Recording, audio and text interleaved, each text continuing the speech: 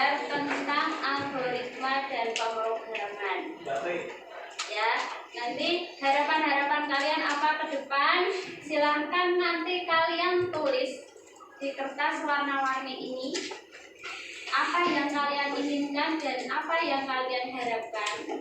Kita buat waktunya berapa nulisnya kira-kira? Tempel di sini.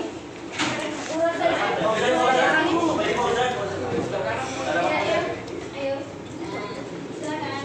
Ditempel di sini ya. Sekarang kita di sini.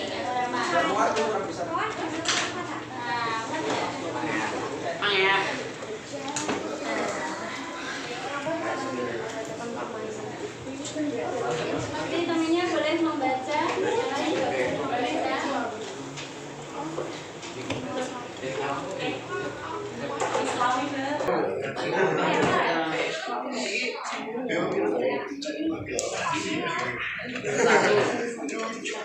Sudah selesai semua?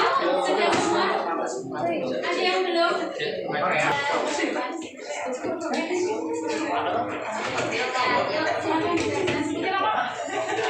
Ya, boleh.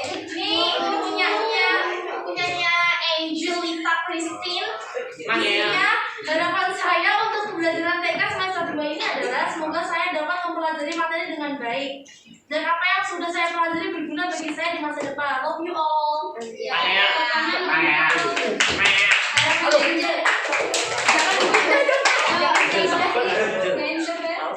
Dari Aura Adelia. Harapannya semoga pembelajaran makin seru, banyak pengambilan yang pelajaran dalam game yang bermanfaat.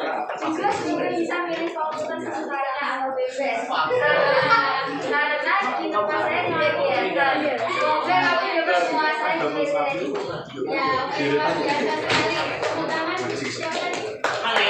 Ya, silakan memberi tepuk tangan. Satu lagi. Oh ya, wes ayo. Tolong punya saya.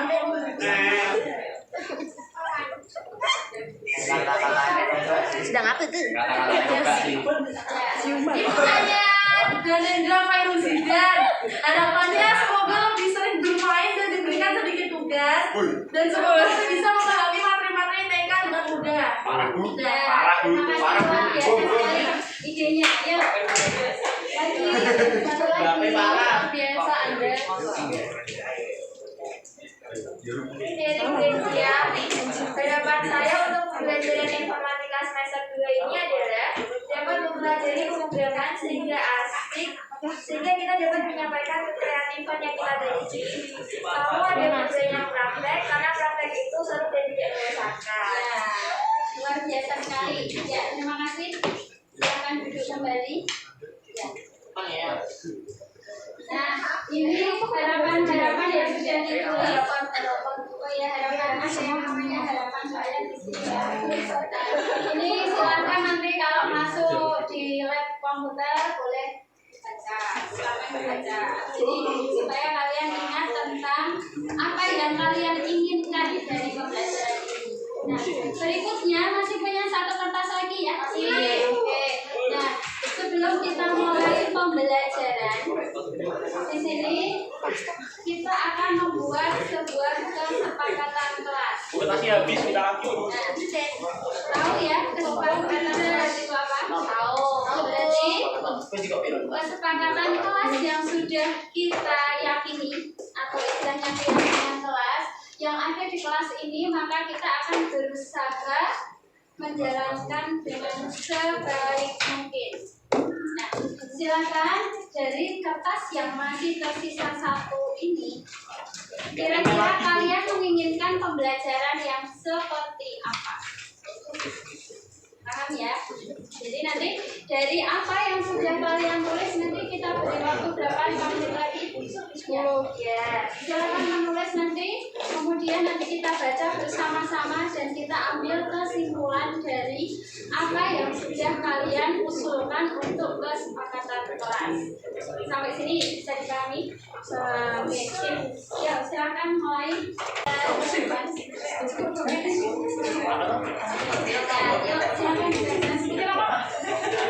Ya, boleh.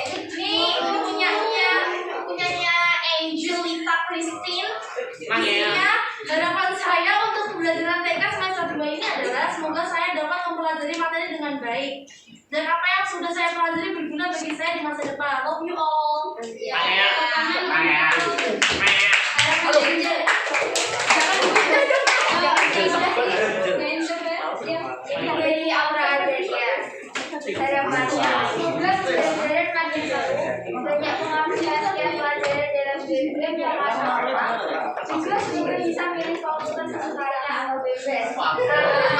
Karena di tempat saya disediakan. Semoga kamu juga menguasai materi ini. Ya, kalau masuk di lab komputer boleh baca, silakan baca. Jadi supaya kalian ingat tentang apa yang kalian inginkan dari pembelajaran ini. Nah, berikutnya masih punya satu kertas lagi ya. Oke. Nah, sebelum kita mulai pembelajaran, di sini kita akan membuat sebuah kesepakatan kelas. Kertasnya habis kita lagi. Nah, tahu ya kesepakatan kelas itu apa? Tahu. Berarti kesepakatan kelas yang sudah kita yakini atau istilahnya keyakinan kelas yang ada di kelas ini, maka kita akan berusaha menjalankan dengan sebaik mungkin. Nah, silakan dari kertas yang masih tersisa satu ini, kira-kira kalian menginginkan pembelajaran yang seperti apa? Paham ya? Jadi nanti dari apa yang sudah kalian tulis nanti kita beri waktu berapa? 5 menit lagi? Ya, silakan menulis nanti. Kemudian nanti kita baca bersama-sama dan kita ambil kesimpulan dari apa yang sudah kalian usulkan untuk kesepakatan kelas. Sampai sini bisa dipahami? Oke, ya silakan mulai. Dan ditanya lagi di bagian pohon ini. Semuanya bebas saja, tidak apa-apa. Ya.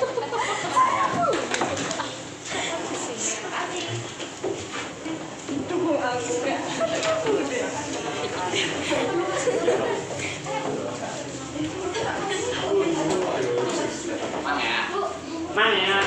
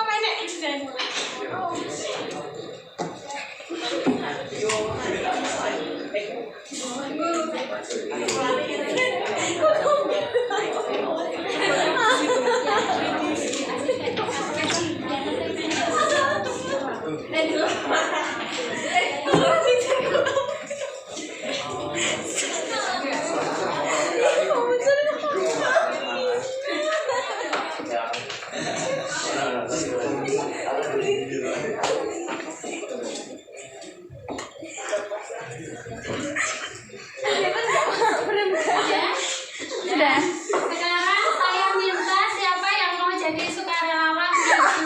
Ya, ayo. Dan satu lagi yang jadi juru ketik. Yang membantu saya mengetikkan hasil kesepakatan kelas. Ya, silakan sini. Ya, di sini yo. Ya. Yang maju satu lagi saya minta bantuan karena nanti kita akan kelompok-kelompokkan. Siapa lagi? Boleh Bu, saya nanti mau. Boleh, silakan. Tapi ya. Kita lihat yang pertama. Ya.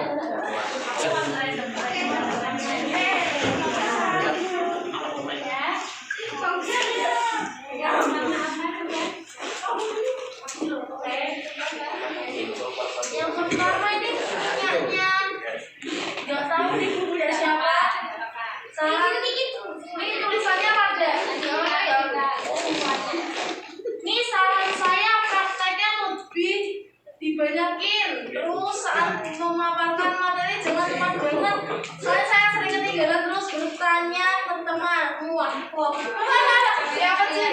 Berarti yang pertama itu menginginkan ketika menyampaikan materi jangan terlalu cepat. Gitu?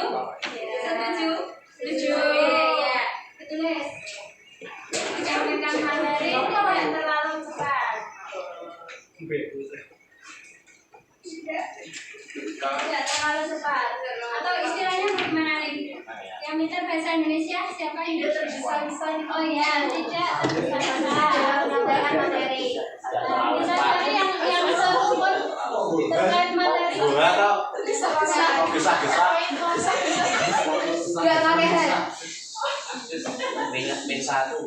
Soalnya kau beri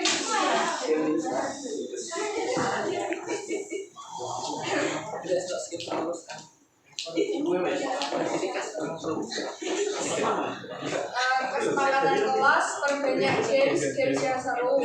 Untuk materi dipersingkat atau diringkas lebih lagi, namun semua materi masuk. Tempat duduknya boleh bebas. Partner tempat duduknya atau games boleh memilih sendiri.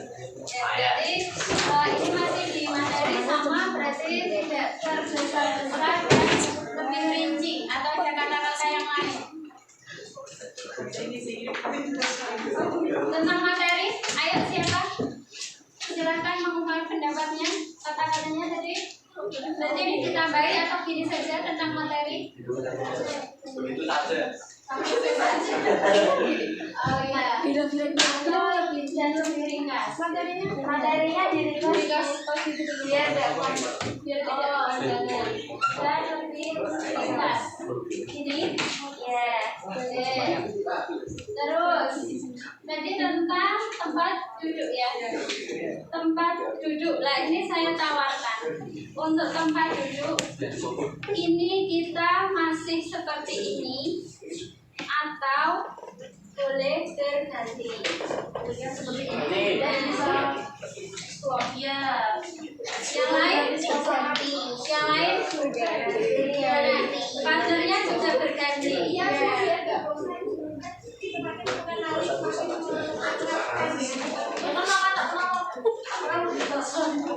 itu jadi ini setuju tempatnya berganti ya, jadi berarti konsekuensinya kalau tempatnya berganti-ganti kalau misalnya materi itu berkelanjutan jadi kalian harus menyimpan di hard atau di flash disk.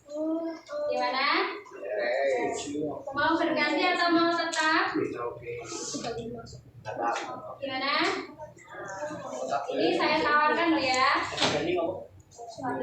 Kalau tempatnya berganti-ganti, misalnya ini kan sudah ada nomornya, kalian ganti tempat itu nanti resikonya karena nanti materi kita kan pemrograman otomatis nanti ada lanjutannya. Jadi misalnya hari ini nggak selesai, berarti kalian lanjut ngetik lagi besok dan sebagainya. Nah itu konsekuensinya kalian harus membawa flash disk atau disimpan di Google Drive.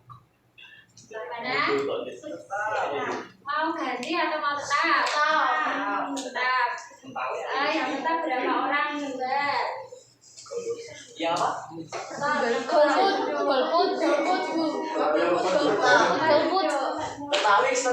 Oke, fix tetap ya, karena banyak yang milih tetap.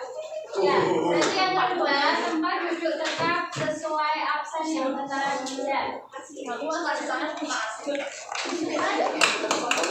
absen yang tertera di meja. Nah, ini nanti kalau misalnya ada yang tidak kelihatan atau bagaimana bisa tukar. Nanti tukar dengan yang misalnya di sini, kalau misalnya berkenan tukar. Yuk berikutnya. Ini saya ketiga ibu setipe nih. Oh iya, silakan. Itu yang pertama di sini itu lebih banyak bermain game. Terus di sini yang setipe tuh boleh makan, boleh membawa es krim atau permen, boleh mau jajan. Ya, coba saya lihat. Nah, terus itu kalau pelajaran ini juga ada yang setipe bukan pelajaran boleh sambil mendengarkan musik. Maksudnya kalau misalnya lagi ngerjain tugas itu boleh sambil mendengarkan musik. Oke, nih yang pertama saya tanggapi dulu kalau lebih banyak bermain game. Nah, oke ini saya setuju lebih banyak permainan. Dalam artian permainan ya, bukan gamenya sendiri-sendiri. Nah, permainan yang berkaitan dengan pembelajaran. Gimana? Oke, ya.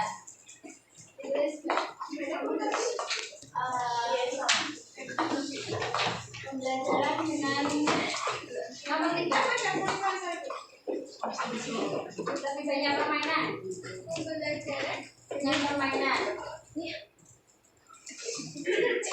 Ya, kemudian yang untuk makan, minum dan sebagainya itu kalian bisa membaca di luar bahwa aturan sekolah tidak memperbolehkan membawa makanan atau minuman atau jajanan di dalam lab.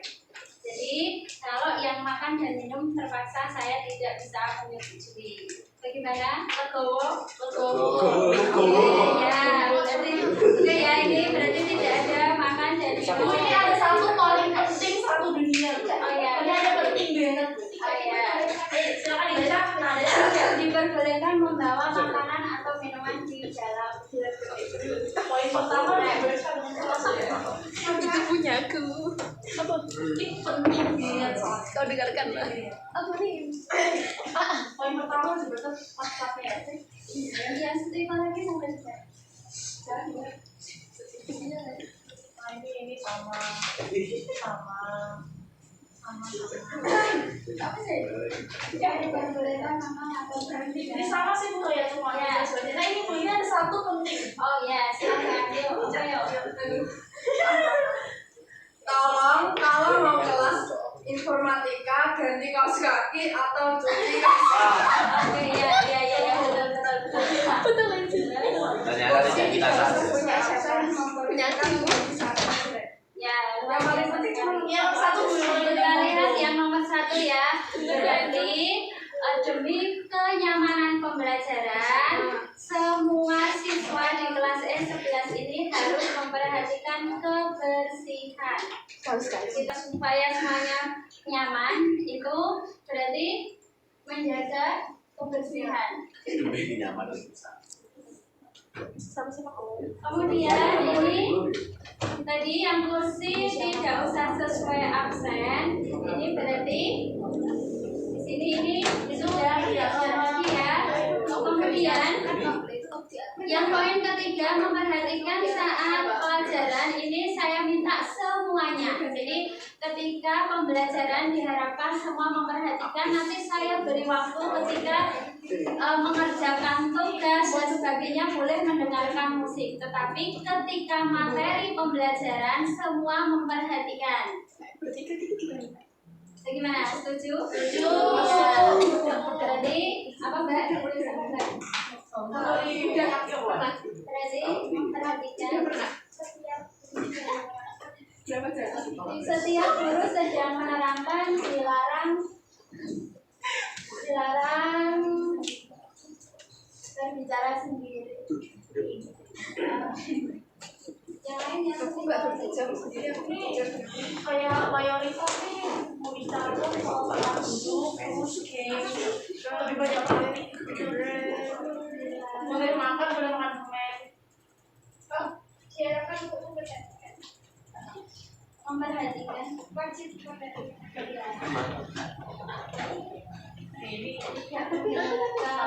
Atau menonton itu Tapi kamu nggak kerja juga nggak kasih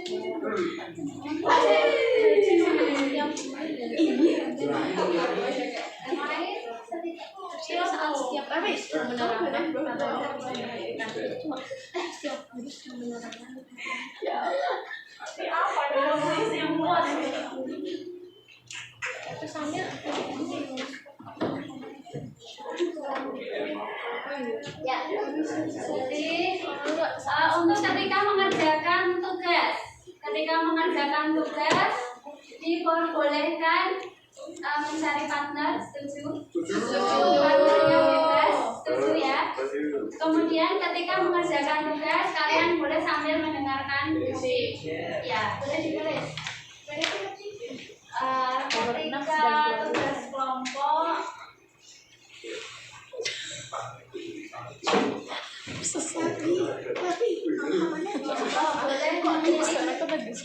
boleh bebas memilih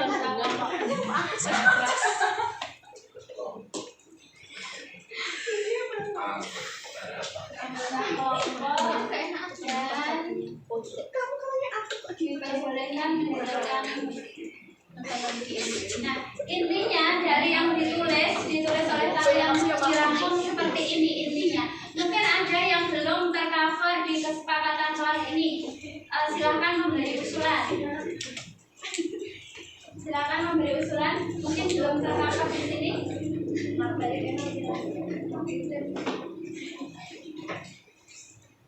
Ya, silakan memberikan usulan dan sebagainya. Silakan. Yuk. Tapi Ayo. Tapi katanya tadi mau Tapi. Tapi yang mana yang ini? Pak Iswildan. Pak Iswildan ya. Pak Iswildan. Ya Bu ya Allah. Pak Iswildan. Sudah. Udah katanya. Sekarang ada lagi di sini yang belum dimasukkan di kesepakatan kelas kita. Kalau masih bukan sama saya punya tuh tidak Bu. Oh ya, silakan. Memberi tugas sesuai apa? Kemampuan. Yang beri tugas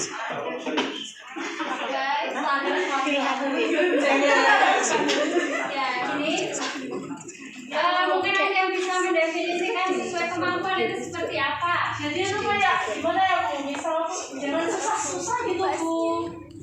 Oh berarti dalam kurung sesuai karakteristik peserta didik. Ya silakan siapa lagi ada yang ingin menambahkan? Tapi mau. Sudah cukup Oh siapa? Panggilannya Lepi Bu. Ya. Dari apa yang kalian tulis di sini, ini terangkum dalam sebuah kesepakatan kelas. Berarti kesepakatan kelas itu harus kita apakan? Sepakati. Ya, secara garis besar kesepakatan kelas kita di awal adalah seperti ini. Ya, coba dibacakan saja. Ayo Pak, bacakan Pak. Gantian. Baik, kesepakatan kelas sampai informatika kelas S 10 11 tahun pelajaran 2022 sampai 2023. Yang pertama menyampaikan materi tidak tergesa-gesa dan lebih ringkas. Yang kedua, tempat duduk tetap sesuai absen yang tertera di meja. 3, pembelajaran dengan permainan. 4, tidak diperbolehkan makan atau minum di dalam lab. 5, demi kenyamanan bersama diharapkan untuk menjaga kebersihan. Yang keenam, setiap guru sedang menerapkan materi wajib memperhatikan dalam kurung tidak menonton atau mendengarkan YouTube. Yang ketujuh, ketika tugas kelompok boleh bebas memilih anggota kelompok dan diperbolehkan mendengarkan musik. Yang terakhir, memberi tugas sesuai dengan kemampuan dalam kurung sesuai karakteristik peserta. Ya, terima kasih. Ini ada yang kurang nggak kira-kira? Ada yang kurang. Iya, katanya Lepi sudah ada. Tapi mau Ada yang kurang. Berarti kita harus apa dengan fasilitas yang ada di lab ini? Menjaga. Jadi 9. Sama satu lagi menjaga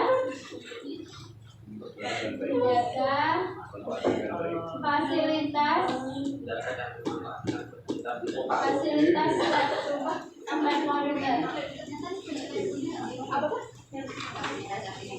atau apa ya Mbak, menggunakan fasilitas komputer dengan tanggung jawab menjaganya dan digunakan atau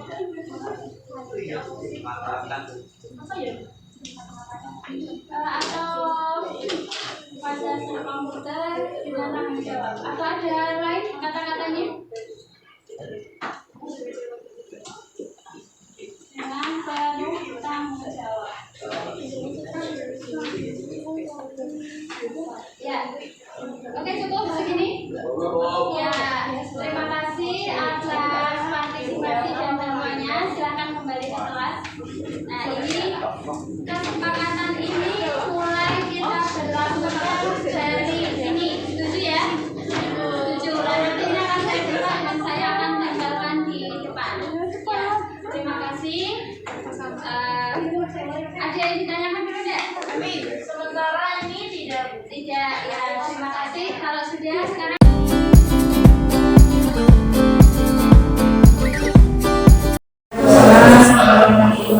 selamat siang Bapak Ibu dan juga Mbak PPR PDWSW serta anak-anak yang saya muliakan. Sebelumnya saya ucapkan terima kasih atas kedatangannya. Di sini saya akan mendefinisikan tentang budaya positif di SMA Negeri 1 Salatiga, di mana karena kita sebagai sekolah penggerak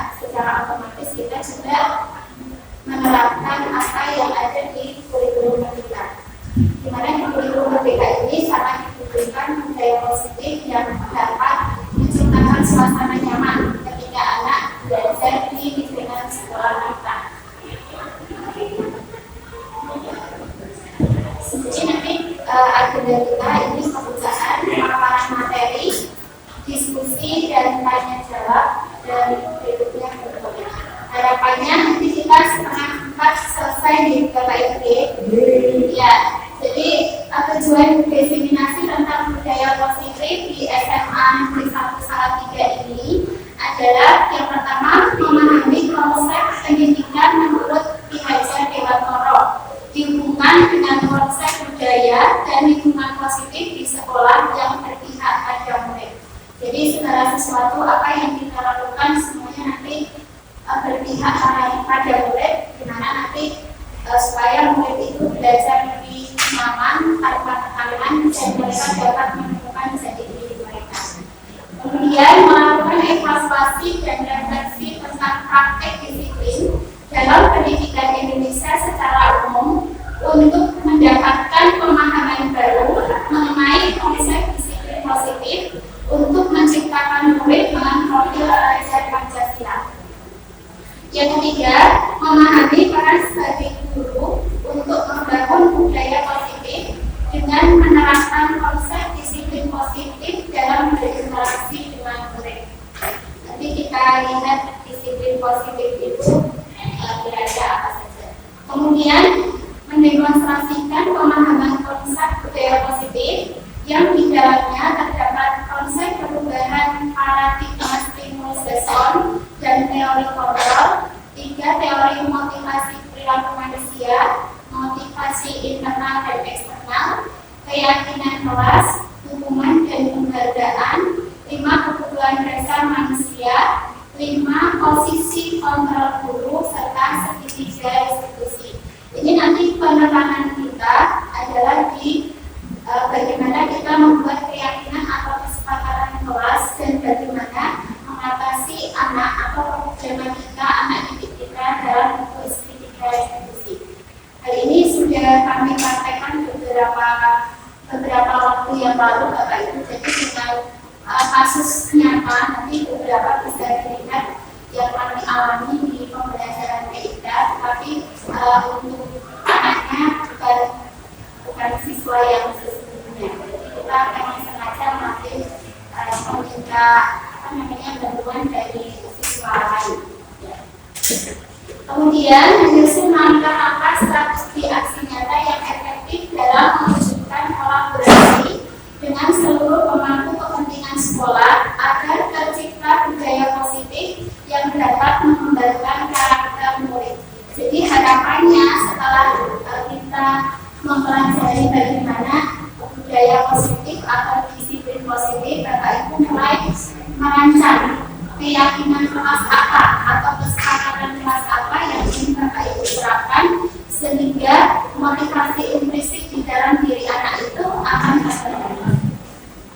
Kemudian bersifat reflektif dan kritis terhadap budaya di sekolah dan senantiasa mengembangkan sesuai kebutuhan sosial dan murid. Yang akan kita lakukan atau yang akan kita sampaikan di sini adalah terdiri dari beberapa tema Bapak Ibu. Yang pertama adalah paradigma belajar, disiplin positif, kebutuhan dasar manusia, restitusi, keyakinan kelas dan segitiga restitusi.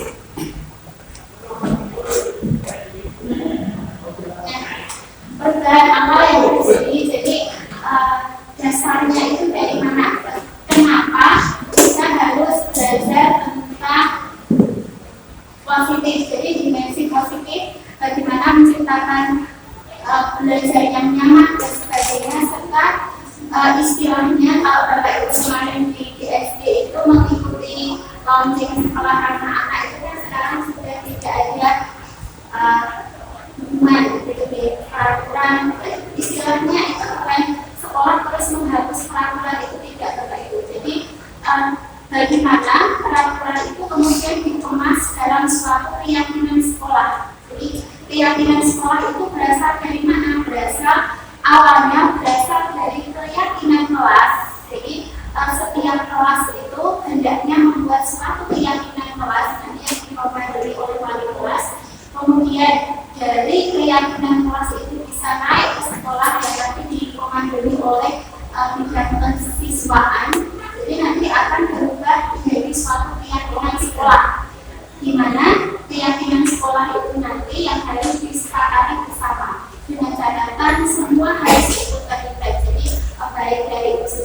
semua guru dan pemangku kepentingan sama-sama membuat suatu keyakinan sekolah. Jadi bukan istilahnya terus menjalankan peraturan itu tidak, tetapi mengganti ke arah yang lebih baik. Mungkin Bapak Ibu atau anak-anak di sini ini ada video. Jadi perubahan paradigma belajar dari zaman kolonial sampai sekarang. Jadi asal mulanya filosofi belajar lewat rumah.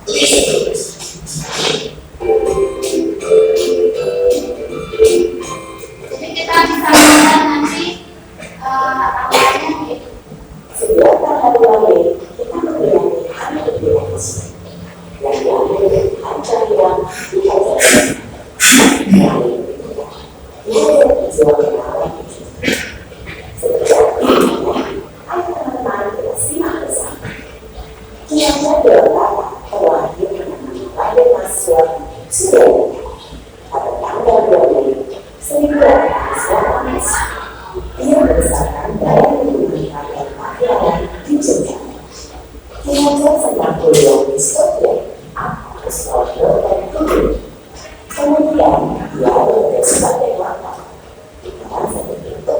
yang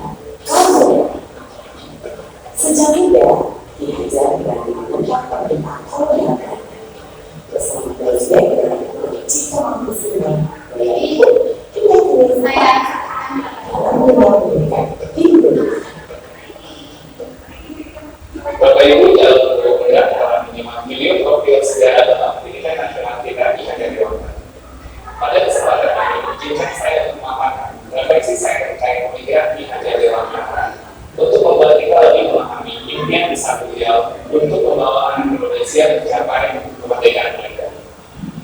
Ada dua hal yang ingin saya sampaikan di sini. Pertama, beliau berkata bahwa pendidikan adalah tempat kesemayaan pendidikan budaya. Pada hal ini, Ki Hajar membuat sebuah koneksi dua hal yang tidak terpisahkan antara pendidikan dan budaya. Dua hal ini adalah satu kesatuan. Menurut Ki Hajar, untuk mencapai kebudayaan yang kita inginkan, peradaban bangsa yang kita ciptakan, pendidikan adalah fondasi atau dengan bahasa yang kita tempat kesemayaan benih-benih budaya.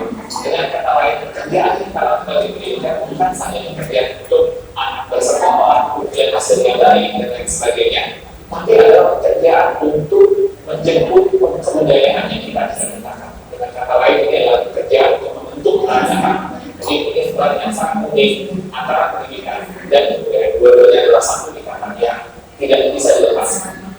Yang kedua, isi dari filsafat yang Dewantara itu adalah perubahan.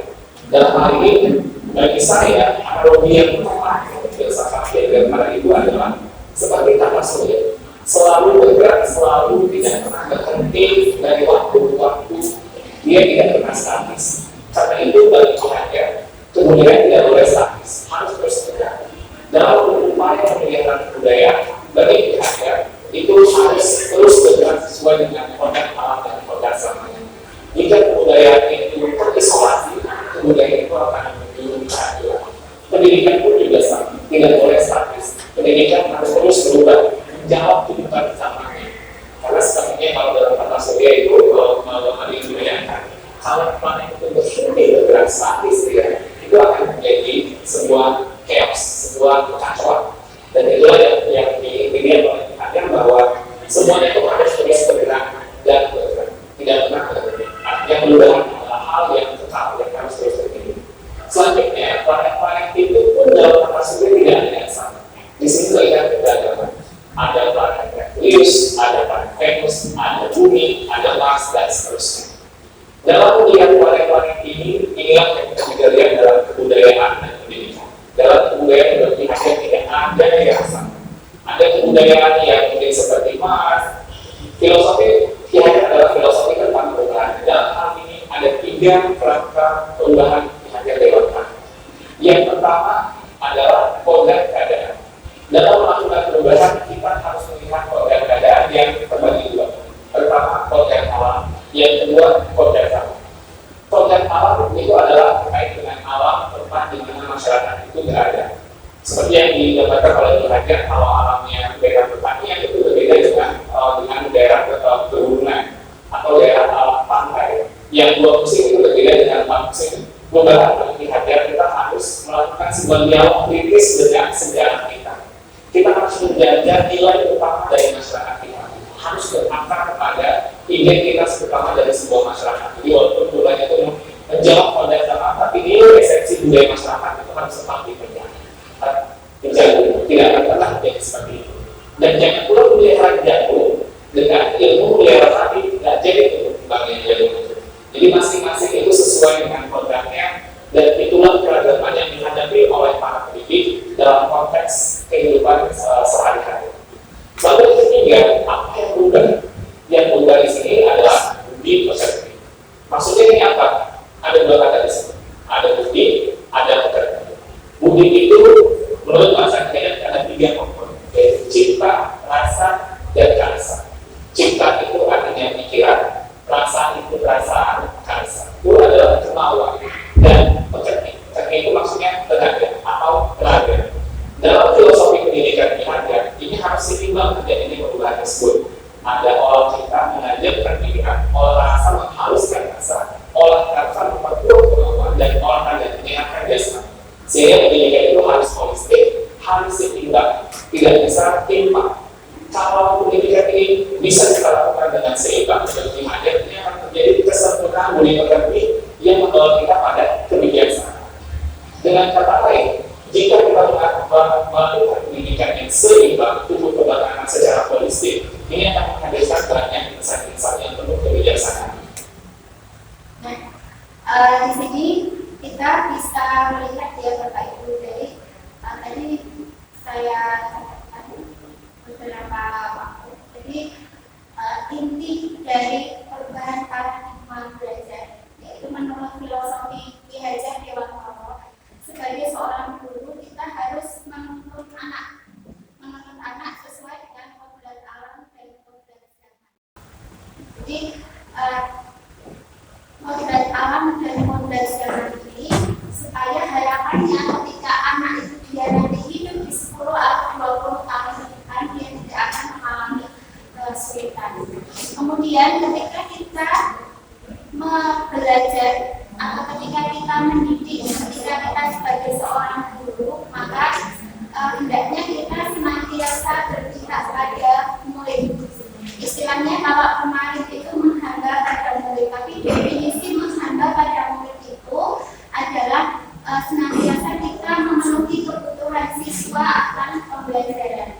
Kemudian agar tercipta budi pekerti yang luhur, yaitu tercipta kemudian di sini cipta, rasa, karya, dan rasa untuk mereka memperoleh pendidikan yang lebih baik. Jadi itu sekedar pemahaman awal. Jadi inti kita itu di sini Bapak Ibu. Jadi kita akan bagaimana kita menciptakan disiplin positif di lingkungan sekolah, baik untuk siswa maupun seluruh anggota sekolah. Jadi teori ini menurut Dr. William Glasser ada beberapa poin penting dari disiplin positif. Yang pertama, di sini dikatakan oleh Dr. William, Anda tidak bisa mengontrol orang lain, hanya Anda yang bisa mengontrol diri Anda sendiri. Hal ini kita asumsikan kepada siswa bahwa ketika siswa dia melakukan kesalahan atau dia berbuat sesuatu itu nanti bagaimana menumbuhkan kesadaran kepada siswa kita. Jadi motivasi itu berasal dari diri mereka sendiri. Kemudian teori berikutnya yaitu tentang semua perilaku memiliki tujuan. Ini tentang teori motivasi.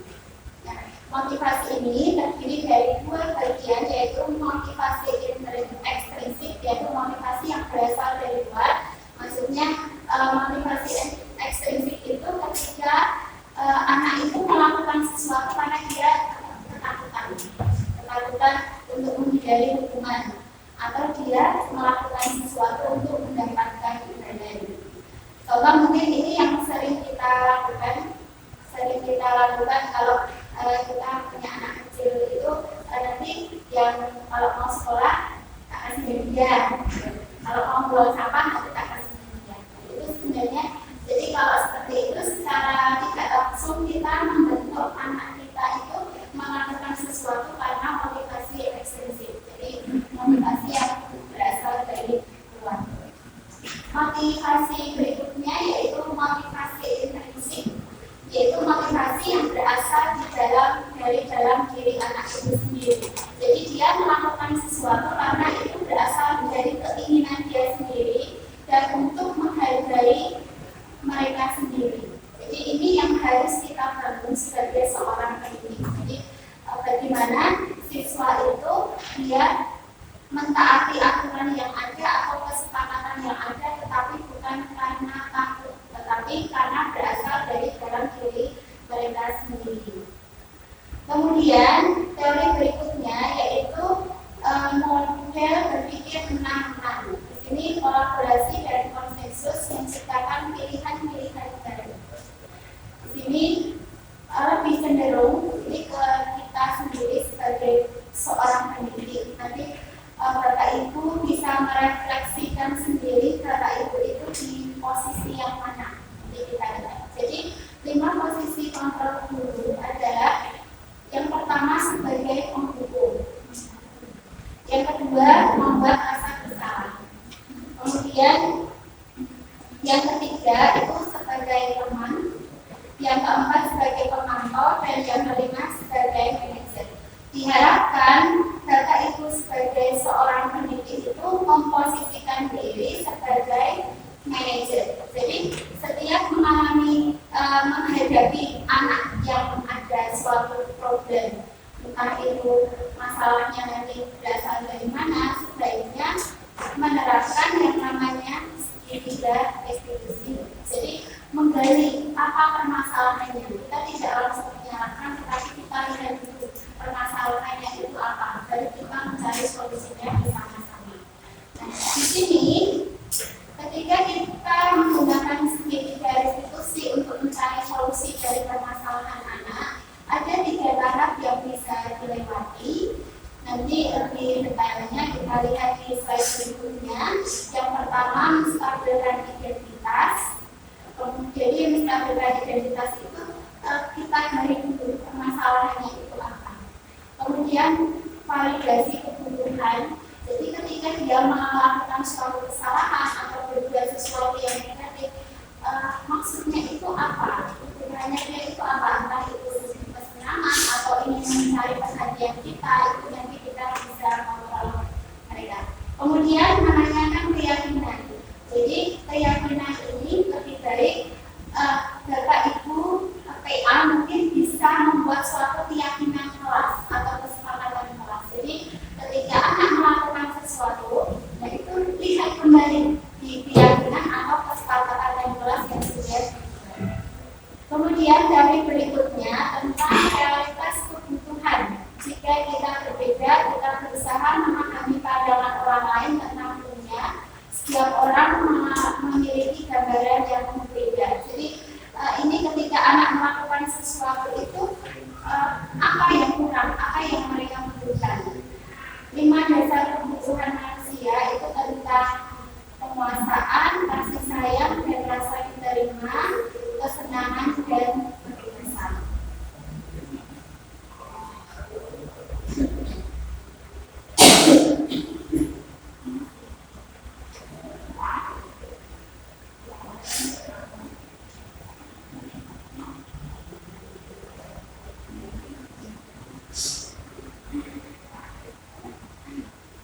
Sekarang kita lihat ke disiplin.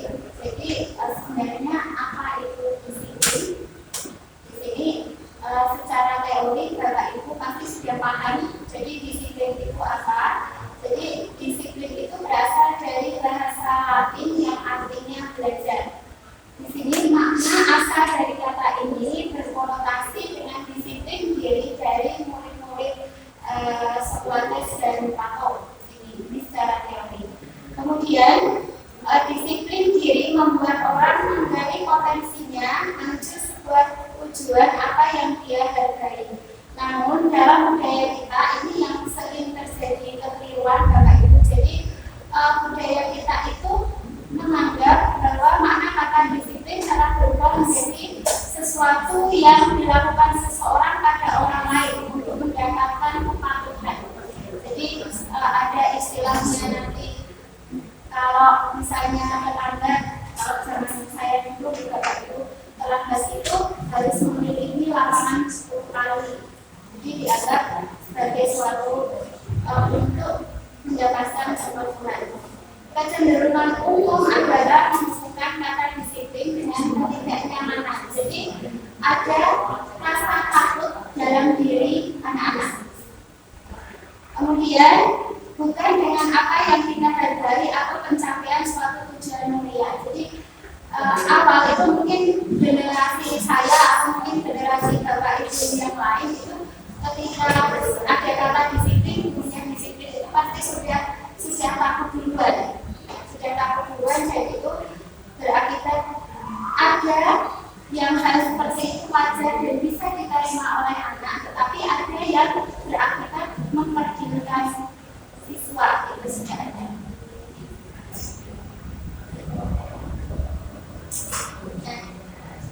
Kita coba diadakan oleh Bapak Ibu. Bapak Ibu bisa lihat di situ. Bapak Ibu bisa mencoba, jadi sendiri saja tidak apa-apa. Silakan Bapak Ibu menggunakan teori kepalan tangan ini. Kemudian Bapak Ibu sebagai salah satu itu, Bapak Ibu sebagai A, dan bayangkan saja Bapak Ibu sebagai A, kemudian ada teman lain yang sebagai B. Bapak Ibu bayangkan sendiri, kemudian dilihat bentuk petunjuknya kira-kira bagaimana. Dilihat, kemudian apa yang Bapak Ibu rasakan? Kira-kira bagaimana?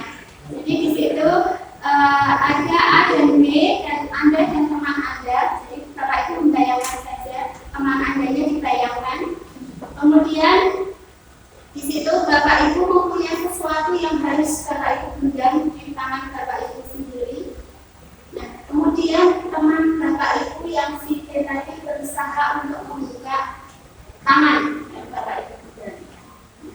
Kira-kira apa yang akan Bapak Ibu lakukan? Mungkin ada yang ingin mencoba menjawab kira-kira apa yang akan dilakukan ketika Bapak Ibu mempunyai sesuatu di tangan yang harus Bapak Ibu genggam, Bapak Ibu pertahankan, kemudian ada teman Bapak Ibu yang diskusi tadi mencoba untuk merayu, menyuap atau apalah sebagainya supaya Bapak Ibu bisa membukakan tangan Bapak Ibu.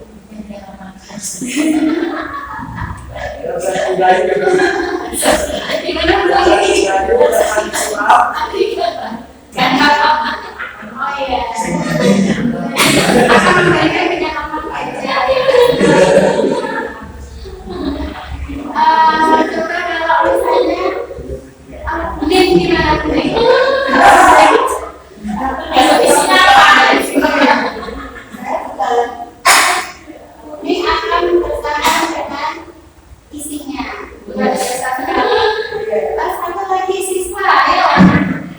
Siapa dulu? Kalau kamu misalnya punya suara atau ya apa? Atau akan memberikan makanan atau bagaimana? Jawabannya dipertahankan. Jadi sebenarnya di sini berasal dari diri kita sendiri. Kita memiliki sesuatu yang kita anggap sesuatu.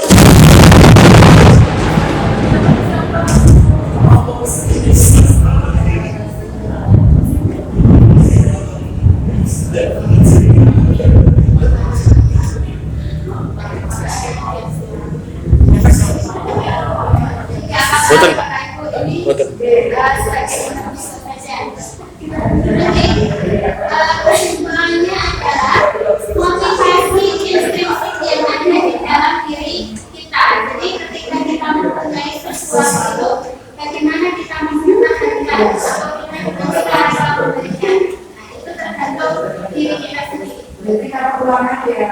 Ya, seperti ulangan dalam punya contoh punya. Kalau temannya mau belajar sendiri, itu upaya untuk mendidik. Ya.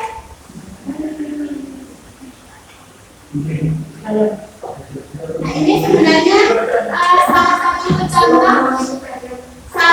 contoh kejadian PAS kemarin sebenarnya. Jadi anak-anak itu pintar, tapi dia motivasi intrinsiknya untuk menjaga apa yang dia miliki bergerak.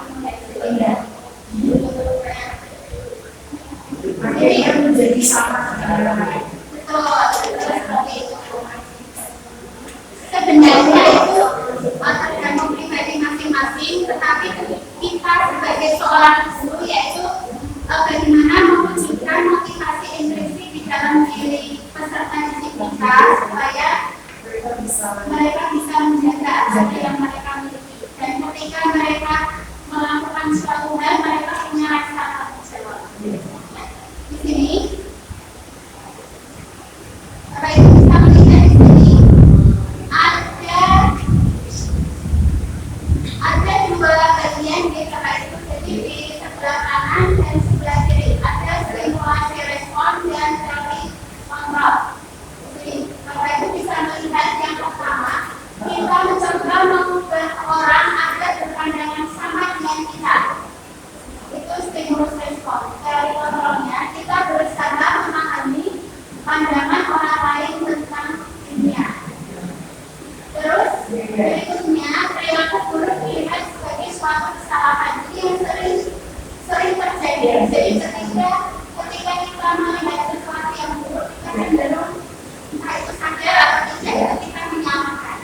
Jadi kita sekarang harus berusaha melihat bahwa ketika ada suatu perilaku yang kira-kira tidak sesuai dengan keinginan kita pertama melihat dulu semua perilaku memiliki juga. Jadi ini sebenarnya berkaitan dengan pola berpikir otak manusia.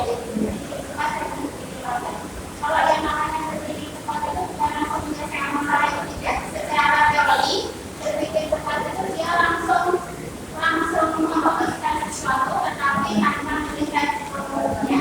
Sebenarnya seperti itu. Kalau berpikir lambat itu dia mulai menggali. Jadi seperti yang di teori kontrol itu dia pahami dulu itu dia melakukan sesuatu itu karena apa, tujuannya apa. Kemudian di sini orang lain bisa mengontrol saya. Kemudian di teori kontrol hanya Anda yang bisa mengontrol diri Anda sendiri. Jadi maksudnya kita belajar diri kita. Kemudian di sini saya bisa mengontrol orang lain. Nah, seperti ini sebenarnya tidak dapat di Bapak Ibu.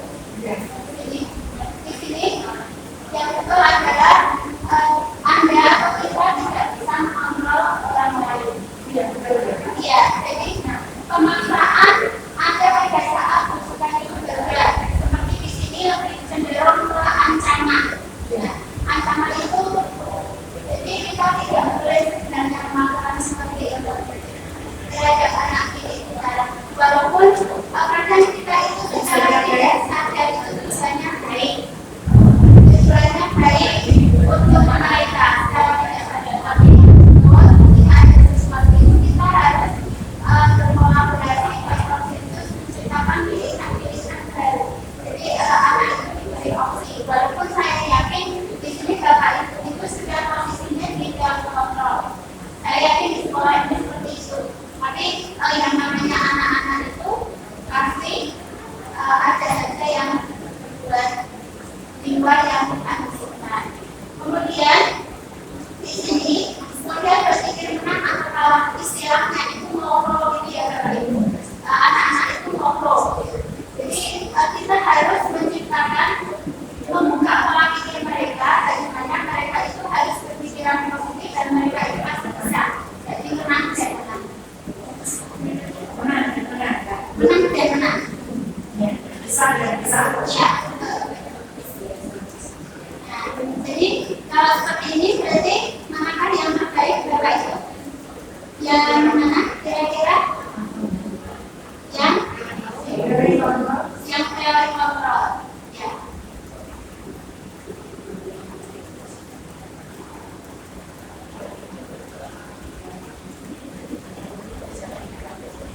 sini perubahan paradigma teori kontrol. Di sini ada beberapa ilusi yang sering ada di lingkungan kita. Jadi di sini ilusi yang pertama yaitu mengontrol publik. Ini sering kita lakukan, mungkin di zaman saya itu lebih cenderung ke ilusi yang pertama. Kemudian ilusi bahwa kritik dan membuat orang merasa bersalah dapat menguatkan karakter. Jadi membuat siswa merasa bersalah itu anggapan mereka mungkin dapat menguatkan karakter anak. Tapi itu anggapan yang salah. Kemudian ilusi bahwa semua kekuatan positif, efektif dan bermanfaat. Jadi ini kita harus memberikan stimulus atau kata-kata yang positif supaya anak mempunyai semangat untuk menjadi lebih baik. Jadi tidak ada kelebihan. Kemudian ilusi bahwa orang dewasa untuk memaksa. Ya ini mungkin yang kita sering lakukan ke anak-anak kita kalau kita sering memaksa. Tapi ini harus kita hindari.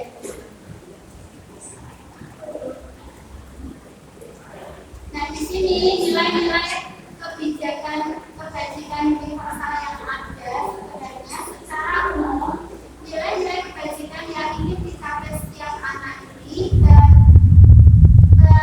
tertuang, istilahnya tertuang dalam profil pelajar Pancasila. Jadi harapannya dari teori yang diterapkan tadi dapat mewujudkan anak yang memiliki jiwa profil pelajar Pancasila, yaitu beriman, bertakwa kepada Tuhan Yang Maha Esa dan berakhlak mulia. Jadi kenapa yang beriman itu di awal? Ketika anak sudah mencapai tingkat keimanan yang tinggi, otomatis dia akan melakukan hal yang baik. Kemudian mandiri, bernalar, kritis, loyal, dan kreatif.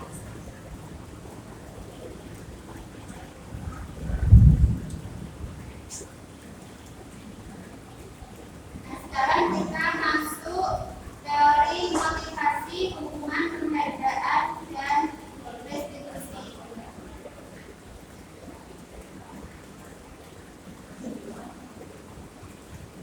Nah, sebelum kita mulai ke materi lebih lanjut, kira-kira kalau misalnya ada pernyataan seperti itu, kira-kira bagaimana Bapak Ibu? Jadi yang pertama, hukuman dia mematuhi atau hukuman atau mematuhi peraturan, kalau tidak ada akan mendapat hukuman, jadi dia motivasinya berasal dari luar. Kemudian yang kedua kira-kira bagaimana Bapak Ibu? Yang pertama tadi Hukuman dapat mendisiplinkan anak. Jadi saya contohkan misalnya ini berlaku yang pernah saya alami. Ketika saya terlambat datang ke sekolah dan pintu gerbang sudah ditutup, saya masuk tapi saya harus mengelilingi lapangan sebanyak 5 kali. Itu yang pernah saya alami ketika SMP. Jadi seperti itu, ketika saya menjalani suatu hukuman itu kamar motivasinya tidak dalam diri kita sendiri, karena saya merasa takut. Ya, jadi akhirnya itu akan diingat terus oleh si anak. Kemudian pemberian hukuman dengan hal positif seperti membaca atau membersihkan sekolah dapat meningkatkan disiplin anak. Kira-kira bagaimana Bapak?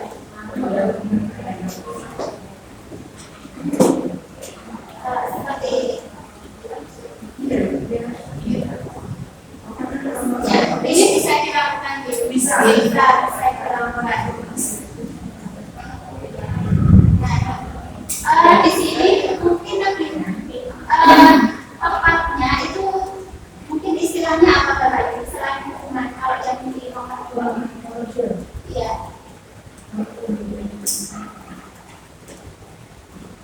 Jadi konsekuensi gitu. Jadi lebih ke konsekuensi.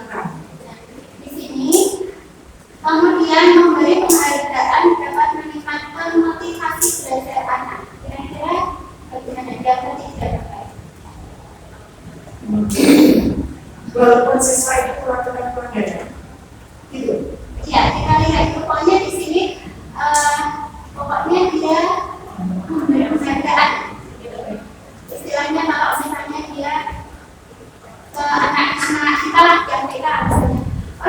bisa baris lagi kayak bunga. Oh iya. Kalau yang punya mau baris kayak dikasih bunga. Ya kalau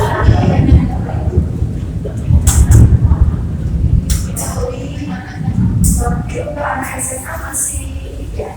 anak SMA tidak itu sebagai contoh Oh saja. iya. Sebagai contoh saja. Jadi kalau anak SMA lebih cenderung kalau misalnya siapa yang mau maju itu dapat nilai plus biasanya akan seperti itu. Ya.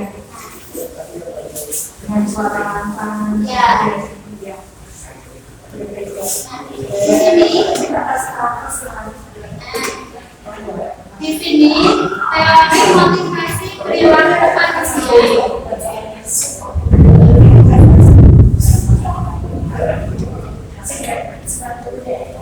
Jadi ada dua motivasi yang sering dialami oleh baik kita maupun anak didik kita, yaitu motivasi secara eksternal maupun secara internal.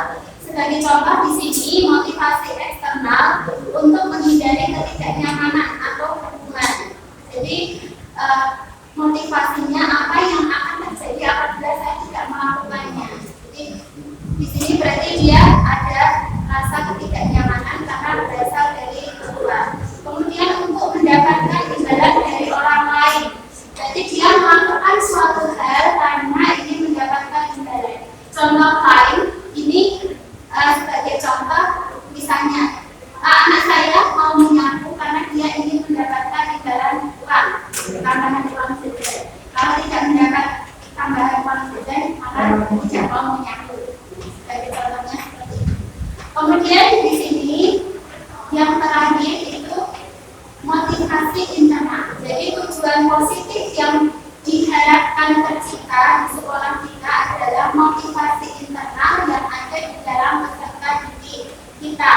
Jadi di sini untuk menghargai diri sendiri atau disiplin atau kontrol diri sendiri. Di sini saya akan menjadi orang yang seperti apa bila saya melakukan itu. Jadi dia mempunyai motivasi di dalam diri sendiri.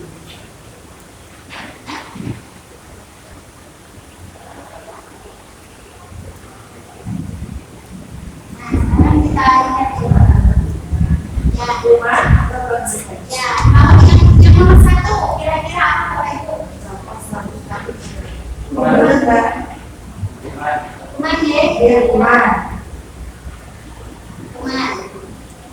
Yang nomor dua? Kuman. Kuman. Yang nomor tiga? Kuman. Kuman. Nomor empat? Konsekuensi. Yang nomor berikutnya?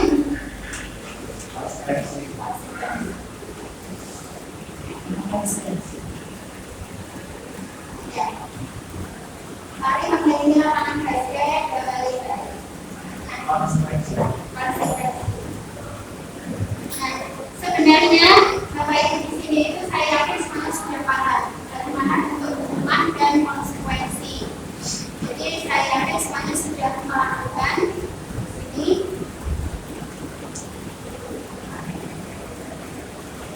Jadi dengan kata lain sebenarnya nanti kita bisa melihat. Jadi di sini antara hukuman dan konsekuensi bisa dilihat di sini. Ya, beda tipis. Jadi nanti kita bisa melihat antara hukuman, konsekuensi dan satu lagi kita bisa lihat. Jadi sebenarnya posisi dari konsekuensi itu sebenarnya adalah netral. Ya, jadi kita sebenarnya adalah netral. Itu Bapak Ibu bisa melihat sebelah kanan dan kiri. Di situ posisi kita sebenarnya berada di mana? Kita lihat.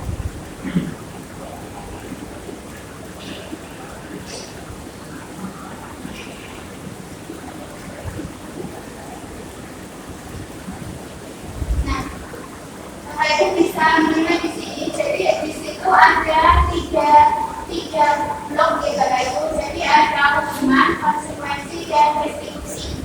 Diharapkan posisi kita mungkin sekarang masih di posisi konsekuensi posisi kita. Jadi kalau ada yang masuk hukuman tidak terlalu banyak, kapasitasnya kurang dari 1% setelah pidana seperti itu. Dan yang diharapkan dengan budaya positif ini adalah Bapak Ibu masuk di bagian yang dinamakan restitusi.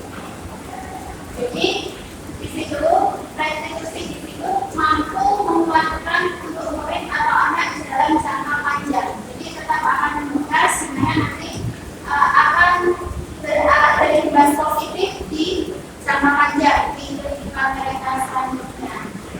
Kemudian di situ ketika posisi anak itu sebagai korban, maka dia akan mendapat gaji.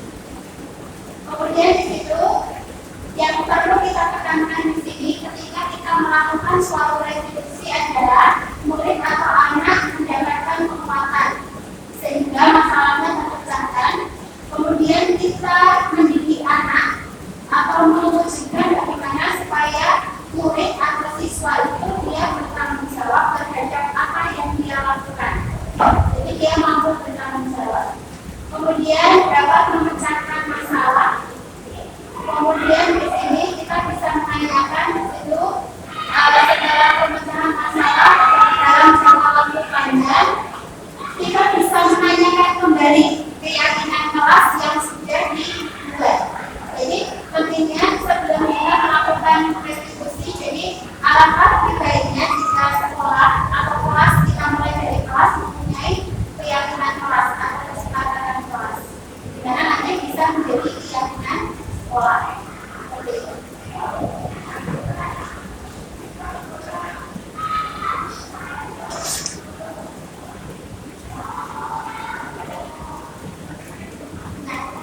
Ini Bapak Ibu bisa kita lihat, jadi definisi merdeka menurut Raja Dewata itu tidak hanya terlepas dari perintah, akan tetapi juga cara buat memerintah diri sendiri. Jadi kalau kita asumsikan di merdeka itu kita merdeka sebebas-bebasnya itu tidak, tapi di sini maksudnya itu anak merdeka untuk belajar. Tidak terus kita akan untuk tapi saya kira di sini semuanya sudah paham arti dari merdeka. Tahapan berikutnya ketika kita ingin menciptakan disiplin positif, yaitu Bapak Ibu bisa membuat suatu keyakinan kelas. Nah, di sini atau kesepakatan kelas, di Bapak Ibu. Jadi apa yang mereka inginkan, kemudian kita memberikan stimulus supaya tercipta keyakinan kelas yang mampu mengakomodir semua kebutuhan murid.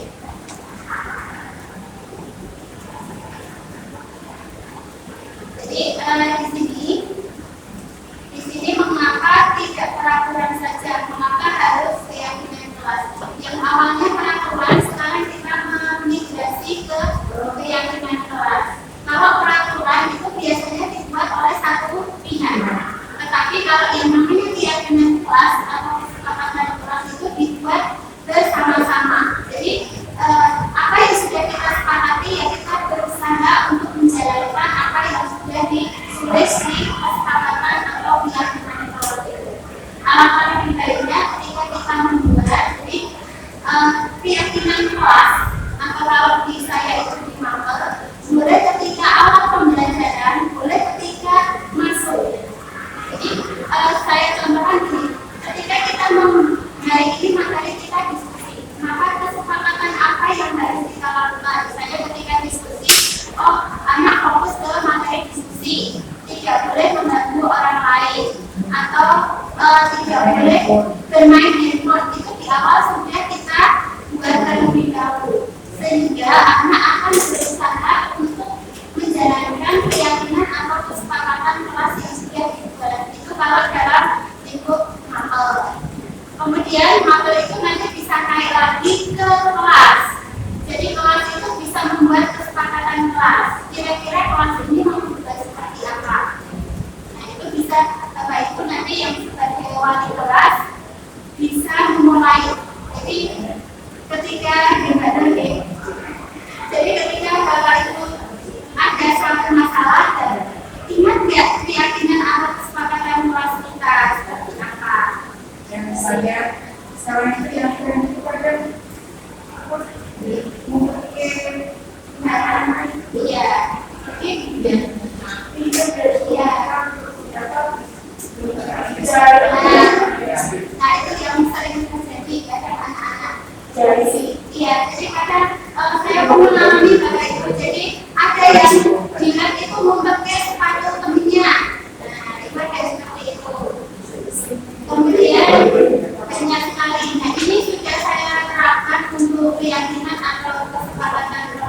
ini. Jadi sebelumnya ini saya buat kemarin di kelas E11, tapi untuk kalau saya sendiri informatika. Jadi ketika anak masuk itu pertama di semester 1 itu memang saya tidak membuat keyakinan atau kesepakatan kelas sehingga ada hal-hal tertentu yang sekiranya tidak pas.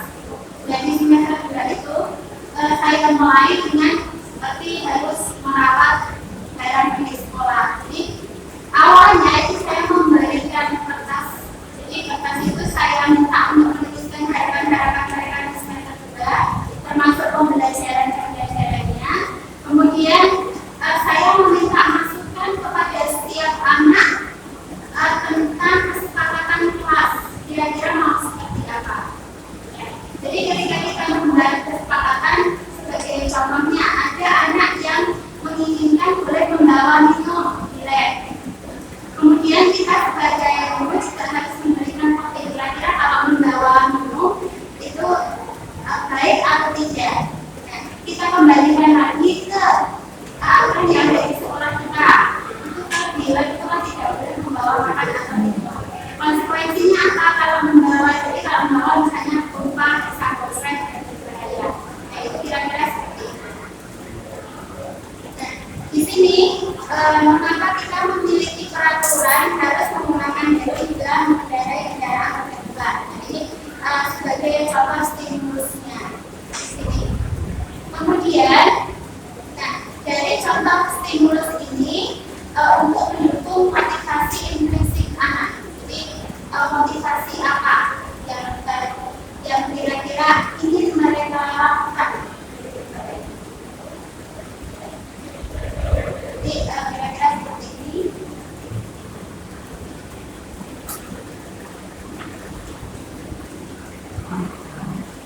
Nah, di sini lingkaran budaya positif itu awalnya mulai dari peraturan kita migrasi ke keyakinan. Nah, kemudian dari keyakinan ini karena dibuat sama-sama otomatis keinginan untuk menaati keyakinan yang sudah dibuat itu akan muncul di dalam diri anak. Kemudian setelah anak mematuhi keyakinan yang sudah mereka buat secara bersama-sama, maka akan tercipta lingkungan positif di sekitarnya. Kalau ini kelas, kemudian lingkungan kelas menjadi lebih kondusif. Kemudian dari kelas ini akan tercipta budaya positif di sekolah. Jadi semuanya ikut andil dalam membuat suatu keyakinan sekolah. Harapannya seperti itu Bapak Ibu di sekolah kita.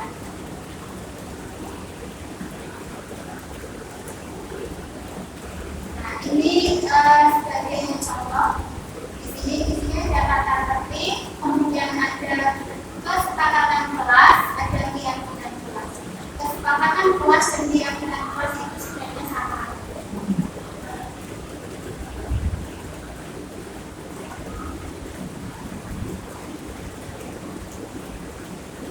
Nah, untuk membuat suatu keyakinan kelas sebenarnya kita bisa menggunakan bentuk V ini ya. Bentuk V ini jadi ada hormat, ada bekerja, dan diterima dan memiliki. Di sini Bapak Ibu bisa melihat suatu kegiatan mendalaman keyakinan kelas ini, tabel P dan G ini supaya bagaimana supaya bisa melihat, mendengar, dan berperilaku.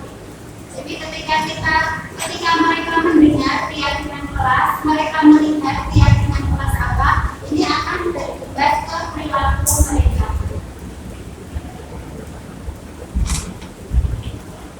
Nah, di sini Bapak Ibu kira-kira seperti ini. Jadi yang terlihat ini siswa diharapkan dapat berempati terhadap perasaan orang lain. Ya, jadi kasusnya seperti teman saya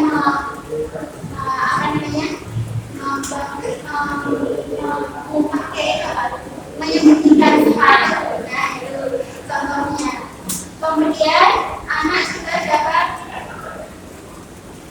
nah ini memegang barang milik orang lain dan segala sesuatu itu harus meminta izin, termasuk ketika menggunakan fasilitas sekolah. Ini yang sering terjadi dan akhir-akhir ini, di mana sifat karakter anak itu terlihat mereka meminjam barang milik orang lain tanpa izin, termasuk barang sekolah itu yang sering terjadi tanpa izin. Nah, itu bentuknya apa?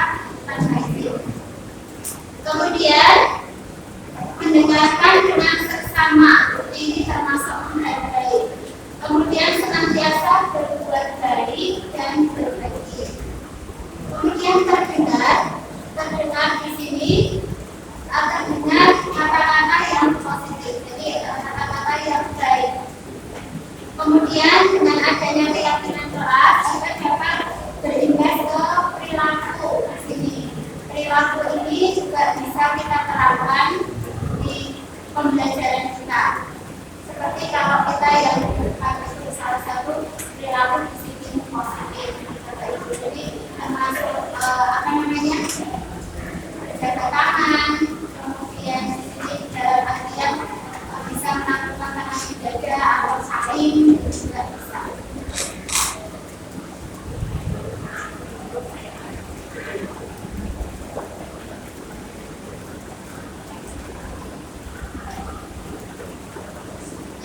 Harapannya dengan adanya keyakinan keras ini, anak didik kita, jadi mereka dapat bertanggung jawab terhadap apa yang mereka berbuat, kemudian menghormati orang lain, kemudian berkomitmen,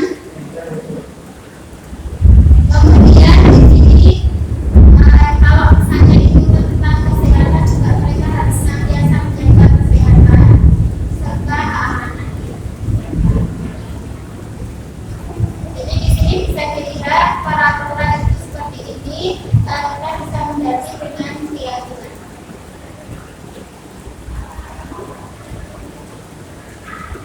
Nah, sekarang kita masuk ke kebutuhan dasar manusia dan dunia yang berkualitas.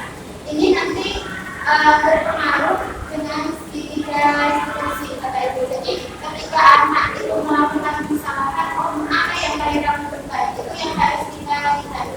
Jadi kita tidak langsung menyalahkan anak, tapi kita lihat ketika dia melakukan kesalahan itu sebenarnya mereka itu kenapa, itu yang harus kita lihat. Jadi secara umum kebutuhan dasar manusia di sini ada kebutuhan dasar bertahan hidup. Jadi kalau ini saya yakin semuanya juga bagus semuanya. Kemudian mereka juga butuh kasih sayang dan rasa diterima. Kadang anak-anak yang ada permasalahan tertentu itu cenderung ke kurangnya kasih sayang. Kemudian kekuasaan, kebebasan dan kesenangan. Jadi ketika menghadapi kita bisa melihat beberapa kebutuhan dasar. Baik. Berikutnya adalah skema posisi kontrol. Jadi tadi Bapak Ibu kita sudah membahas skema posisi kontrol ini. Nah, sekarang kita lihat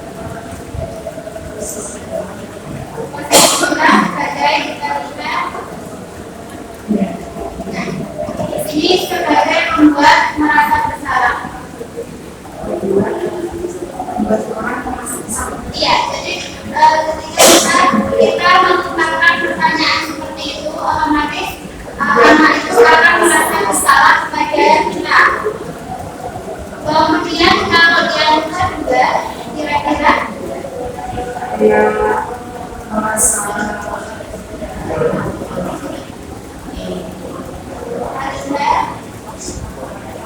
Jadi posisi kita sebagai pemukul. Jadi kita menyalurkan istilahnya di sini. Ya, nah. Kemudian di sini posisi kita sebagai teman. Kalau yang ini kira-kira kita sebagai pemantau. Ini posisi kita sebagai pemantau. Kalau yang ini kira-kira jadi posisi kita sebagai manajer. Yang diharapkan kita nanti sebagai seorang guru adalah memposisikan kita sebagai seorang manajer. Kalau yang ini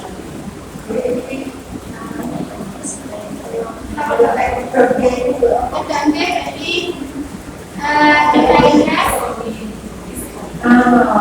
pemukul. Dari posisi 5 posisi kontrol guru itu mari kita berusaha memposisikan kita sebagai seorang manajer.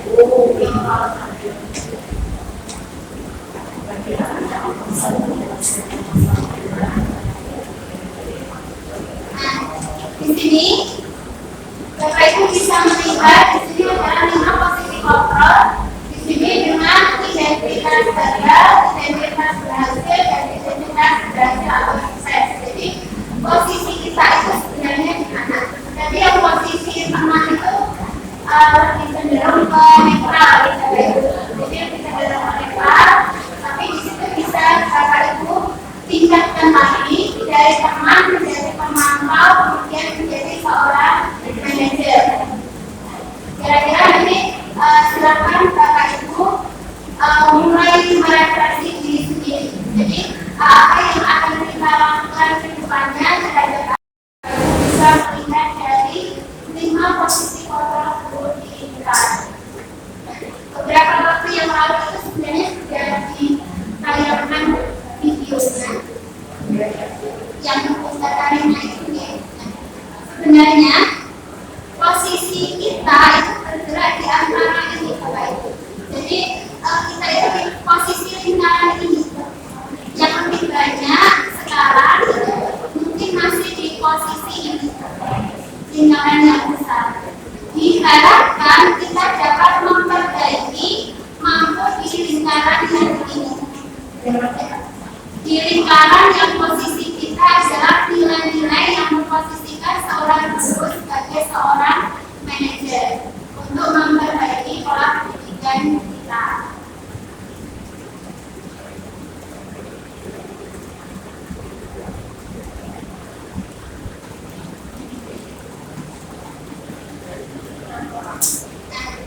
Setelah posisi kita, jadi setelah kita memposisikan posisi kita sebagai seorang manajer, ketika menghadapi suatu permasalahan, hendaknya kita menempatkan diri dengan melakukan yang namanya segitiga restitusi. Jadi apa itu segitiga restitusi? Bapak Ibu bisa melihat di sini.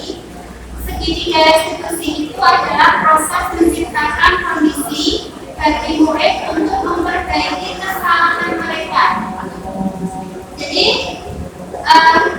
mereka bisa kembali ke kelompok mereka dengan karakter yang lebih kuat. Jadi memperbaiki dengan motivasi yang ada di dalam diri kita sendiri. Kemudian di sini restitusi juga merupakan proses kolaboratif yang mengajarkan murid untuk mencari solusi untuk masalah mereka.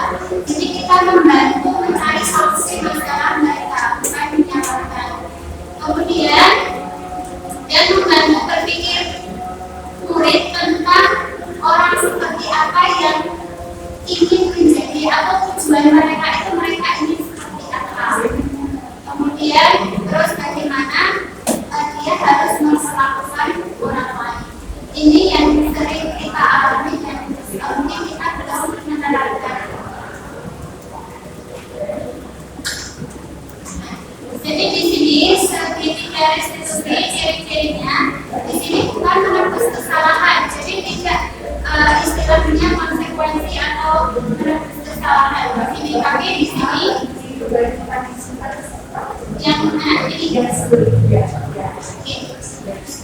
Jadi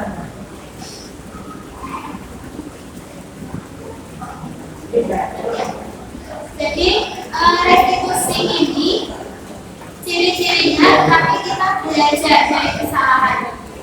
Jadi kita belajar dari kesalahan, kemudian kita memperbaiki hubungan, kita memberikan tawaran. Jadi option bukan paksaan, jadi bukan memaksa anak.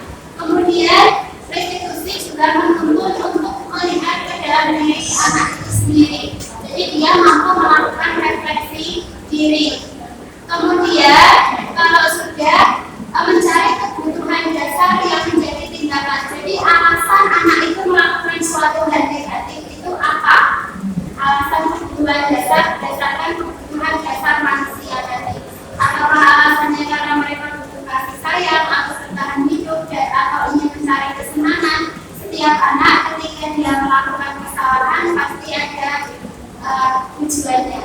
Sebagai contoh, anak yang mengambil barang dari orang lain ini yang sering terjadi di lingkungan kita, bukan karena anak itu tidak mampu membeli, tetapi karena dia ingin diperhatikan. Yang sering terjadi seperti itu. Kemudian di sini restitusi merupakan cara yang paling baik di sini karena fokus ke karakter. Jadi untuk memperkuat karakter, bukan tindakan. Jadi bukan membentuk, tapi menumbuhkan karakter anak. Kemudian mengembalikan murid yang berbuat salah pada kelompoknya. Jadi dia terus tidak diasingkan, istilahnya apa ya, tidak disendirikan, tetapi bagaimana memperbaiki sehingga dia mampu istilahnya kembali ke pergaulan mereka tanpa ada rasa malu dan bersalah. Jadi menguatkan karakter diri anak. Nah, tahapan dari segitiga restitusi itu bisa dilihat ada 3 tahapan Bapak Ibu. Yang pertama itu menstabilkan identitas. Jadi menstabilkan identitas itu validasi tindakannya seperti apa? Di bawah bisa dilihat. Jadi kita memberi penguatan, tidak menyalahkan. Di situ kita memberi penguatan seperti di situ. Setiap orang pasti pernah melakukan kesalahan seperti itu. Kemudian kamu bukan satu-satunya yang pernah melakukan ini, misalnya seperti itu. Setelah memberi penguatan, anak merasa nyaman, nanti otomatis anak itu akan menceritakan apa yang mereka alami. Kemudian kalau sudah memberi penguatan kemudian validasi kebutuhan. Jadi mereka melakukan itu karena apa? Anak punya alasan apa? Itu yang perlu kita tanyakan di situ. Jadi alasan mereka, kemudian kita juga bisa memberikan alternatif lain, memberi pertanyaan lain, kemudian memberi solusi yang lain. Kemudian solusinya apa itu dikasih. Kemudian di tahap terakhir dari segitiga restitusi ini adalah menanyakan keyakinan. Jadi setelah kita membuat suatu keyakinan kelas atau kesepakatan kelas, ketika anak melakukan suatu pelanggaran, kemudian menanyakan kembali nilai-nilai apa yang sudah disepakati bersama. Anak nanti pasti akan terbuka hatinya, jadi dia sudah menyepakati suatu hal bersama teman-temannya, otomatis dia juga harus mentaati kesepakatan tersebut. Kemudian kita memberikan motivasi atau pertanyaan yang memancing anak itu ingin menjadi seperti apa? Kira-kira seperti itu Bapak Ibu.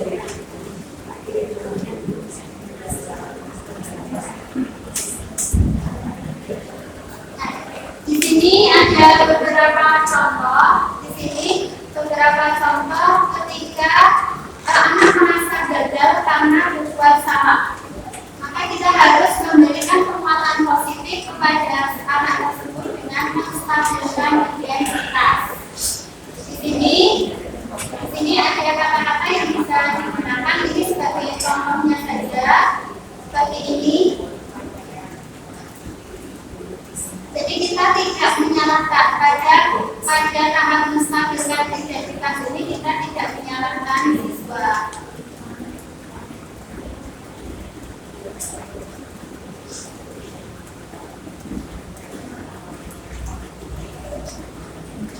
Kemudian di validasi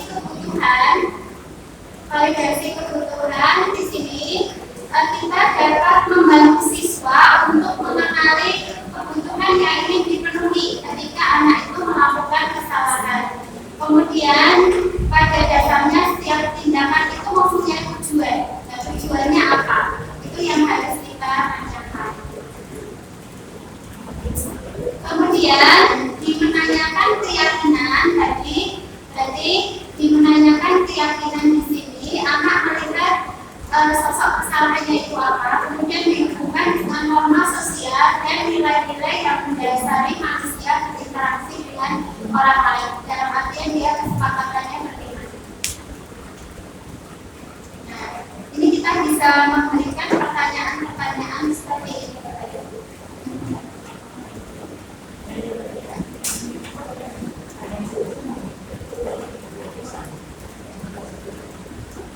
Ini kira-kira videonya mau ditayangkan apa enggak? Ini sudah pernah ditayangkan ketika bukan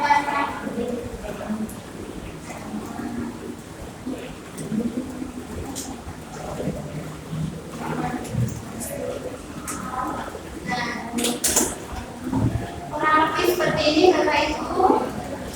Setelah ini Bapak Ibu silakan merefleksi untuk diri sendiri. Ini merefleksi Bapak Ibu tentang apa yang sudah kita lakukan. Kemudian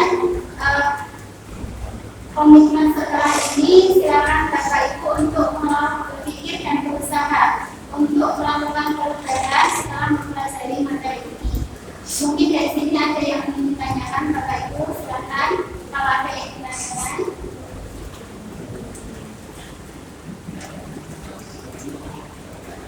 Ada Bapak Ibu?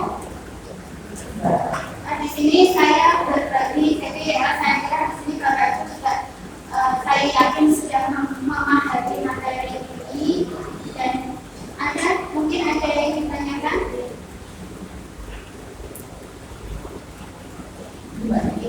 Ibu yang tadi seperti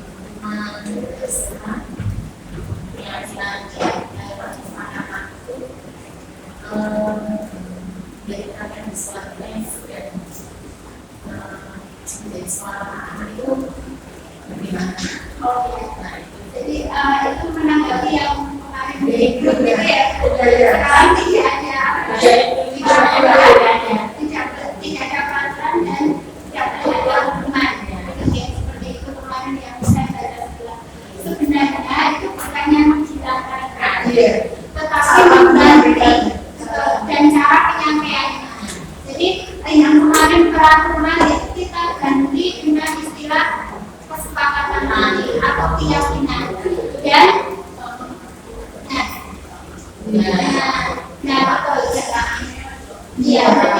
jadi alangkah lebih baiknya itu kita mulai dari bawah dulu, dari kelas membuat kesepakatan atau keyakinan, kemudian dikumpulkan menjadi satu produk sekolah, kemudian kita coba kembali ke kesiswaan menjadi keyakinan sekolah seperti ini.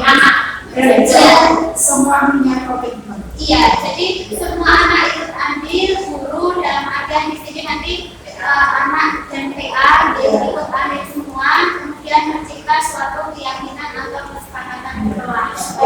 Ibu kesadaran sendiri. Iya, jadi mulai sekarang mungkin Bapak Ibu bisa memberi masukan. Jadi kita juga tujuan dari kegiatan ini sebenarnya Bapak Ibu nanti yang di PA bisa membuat keyakinan atau kesepakatan kelas, nanti dikumpulkan dibaca lagi di kesiswaan dan terjadi keyakinan sekolah. Itu kita Ibu. Mungkin ada lagi Bapak Ibu yang ingin disampaikan. Ada lagi dari siswa, mungkin dari siswa tidak apa-apa, hanya boleh perwakilan OSIS dan kelas. Iya.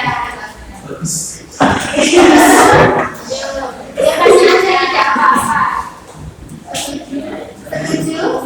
Oke, ya setuju. Nanti kita berusaha komunikasi dan berdebat.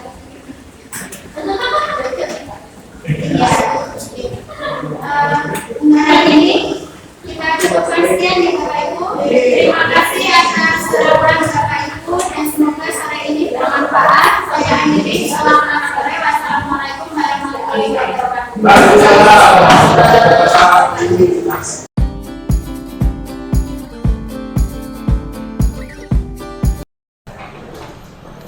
Oke, assalamualaikum warahmatullahi wabarakatuh. Perkenalkan, nama saya Kareka Ananda Dewangga, guru SMA Negeri 1 Salatiga. Setelah kemarin mendapatkan sosialisasi dan pengarahan terkait budaya positif yang diberikan oleh Bu Mugi Hartanti, saya menjadi termotivasi untuk mengikuti kegiatan tersebut. Dengan menerapkan di setiap kelas, kita membuat keyakinan-keyakinan kelas, dan kita membuat kesepakatan pula dengan antar siswa untuk membentuk budaya positif itu agar karakter siswa termasuk profil pelajar Pancasila menjadi terbentuk, sehingga siswa juga akan mulai mempunyai tanggung jawab terhadap tugas-tugasnya, dan mereka juga akan memperbaiki karakter dan prosesnya mereka, sehingga dimulai dari keyakinan kelas, maka akan terbentuk juga nanti budaya positif di sekolah, dan di sekolah tersebut maka akan menjadi lebih baik dengan budaya positif tersebut. Sekian dulu, terima kasih. Assalamualaikum warahmatullahi wabarakatuh.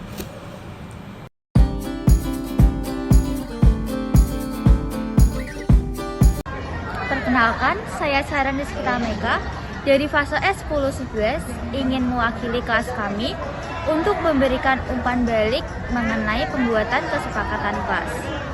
Dalam mendiskusikan kesepakatan kelas, guru melibatkan para murid untuk membuatnya. Setiap murid diberikan kesempatan untuk berkontribusi dalam pembuatan kesepakatan kelas.